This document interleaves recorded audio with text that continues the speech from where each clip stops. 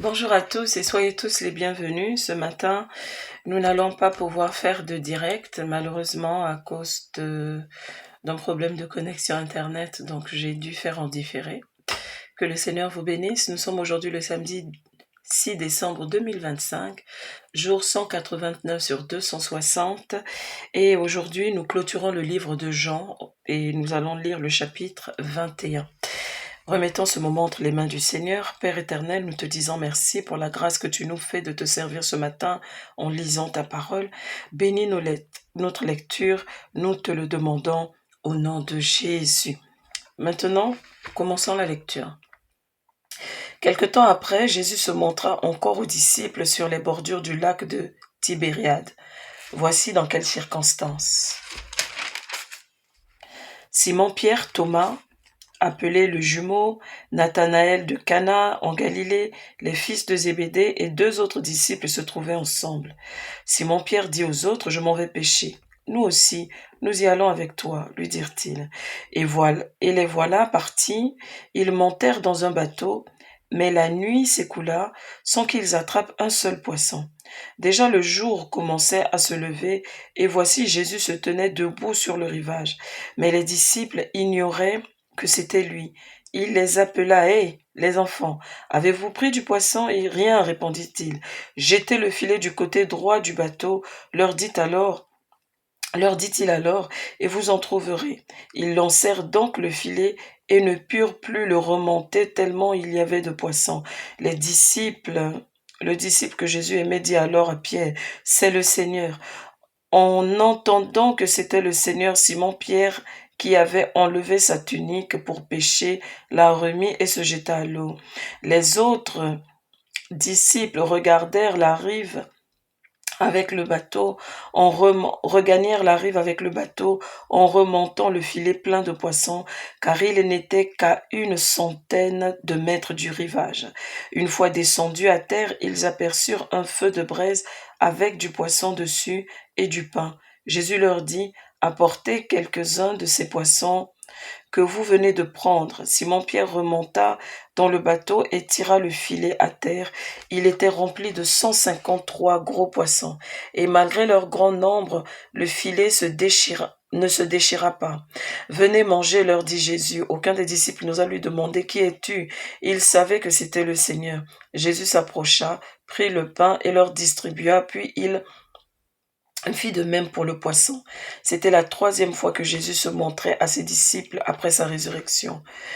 Après le repas, Jésus s'adressa à Simon-Pierre, « Simon, fils de Jean, m'aimes-tu plus que ne le font ceux-ci » ?« Oui, Seigneur, répondit-il, tu connais mon amour pour toi. » Jésus lui dit, « Prends soin de mes agneaux. » Puis il lui demanda une 2e fois, « Simon, fils de Jean, m'aimes-tu » ?« Oui, Seigneur, lui répondit Simon, tu connais mon amour pour toi. » Jésus lui dit, « Nourris mes brebis. » Jésus lui demanda une 3e fois, « Simon, fils de Jean, as-tu de l'amour pour moi ?»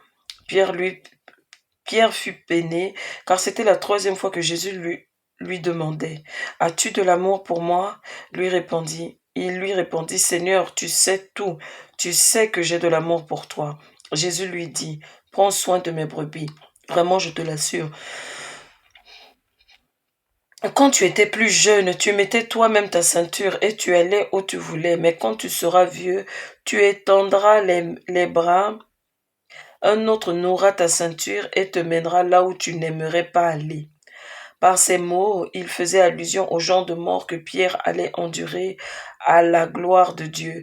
Après avoir dit cela, il ajouta, « Suis-moi. » Pierre se retourna et aperçut le disciple que Jésus aimait. Il marchait derrière eux.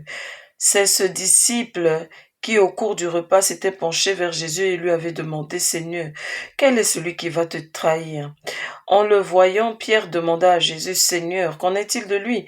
Jésus lui répondit, « Si je veux qu'il reste en vie jusqu'à ce que je revienne, que t'importe, toi suis-moi. » Là-dessus, le bruit courut parmi les frères que ce disciple ne mourrait pas.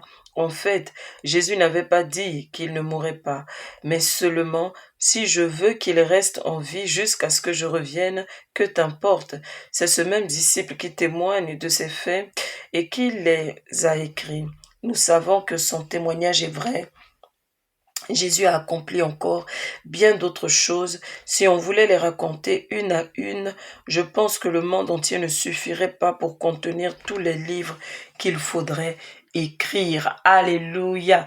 Notre Dieu est bon, il est fidèle. Alléluia. Alléluia. Nous venons de terminer le livre de Jean, chapitre 21. Que la grâce de l'Éternel, notre Dieu, soit sur nous. Amen. Vous voyez, mes frères, dans ce livre, il y a quand même beaucoup de choses qu'on peut aussi, récupérer. Nous avons le verset 7, où quand Pierre se rend compte que c'est le Seigneur Jésus, Pierre porte sa chemise parce qu'il s'était déshabillé. C'est très important, le respect de l'autorité. Le respect de l'autorité. Respecter son Dieu. Oui, le Seigneur est avec nous à tout moment, à tout instant. Mais les gens qui te disent « réveille-toi à minuit, déshabille-toi et fais cette prière », ce ne sont pas des prières adressées à Dieu. Non. Ce sont des invocations démoniaques. Je me souviens qu'une fois, Rebecca Brown, qui est, on pourrait dire, ma mère spirituelle, parce que c'est grâce à elle que j'ai donné ma vie à Christ, grâce à ses livres. Elle écrivait un jour dans son livre que un ange lui avait dit, parce que souvent un ange venait la réveiller pour lui donner des révélations, pour la prévenir et tout. Et il lui avait dit de toujours dormir habillée, de ne pas dormir nue, parce que c'était... C'est-à-dire que si elle voulait que le Seigneur puisse avoir accès à elle, elle devait toujours être préparée. Elle ne devait pas dormir nue. Donc il y a beaucoup de gens comme ça qui font cette erreur-là. Prenez l'habitude de dormir habillé. Soyez toujours prêts au cas où le Seigneur pourrait se présenter. C'est très important. Je m'adresse surtout aux couples. Il peut y avoir des temps de pause, mais on ne sait jamais. N'est-ce pas? Voilà. Donc, dans le verset 10, ils reconnaissent que c'est le Christ. Verset 12, le Seigneur lui dit manger. Personne n'a osé lui demander qui il est parce qu'il savait. Ils avaient déjà été baptisés du Saint-Esprit. Le Seigneur Jésus avait soufflé le Saint-Esprit sur eux. Ils l'ont reconnu. Et ensuite, on voit que le Seigneur demande 3 fois à Pierre, « Pierre, est-ce que tu as de l'amour pour moi ?» La 3e fois, Pierre est peiné parce qu'il se souvient qu'il a déjà renié Jésus. Il s'en souvient. Donc ça lui fait de la peine. Mais j'aime sa réponse. Il dit, « Seigneur, tu connais mon cœur. » Pourquoi Pierre arrive à dire, « Seigneur, tu connais mon cœur » ? Cette fois-ci, Pierre ne fait pas comme la dernière fois. Il ne va pas dire, « Seigneur, personne. » Mais cette fois-ci, il est humble devant le Seigneur. Il lui dit, « Seigneur, tu connais mon cœur. » Ensuite, le Seigneur va marcher avec lui pour lui donner des instructions sur la suite. Mais pour lui confirmer que hey, tu vas passer par des moments difficiles en t'occupant de mes brebis. Mais sache que tu mourras vieux.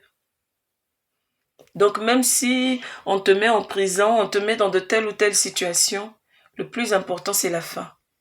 Et très souvent, quand le Seigneur donne des prophéties, il ne donne pas toujours tous les détails de ce qui va se passer, mais il donne souvent le commencement et il donne la fin. Pourquoi il donne souvent la fin? C'est pour nous permettre de pouvoir nous repérer. Pour nous permettre de pouvoir nous repérer. Pour que pendant les situations, pendant les problèmes, on puisse garder les yeux focalisés sur ce que le Seigneur veut que nous puissions retenir. Ah Seigneur, tu avais dit que j'allais me marier, mais regarde ce que je vis.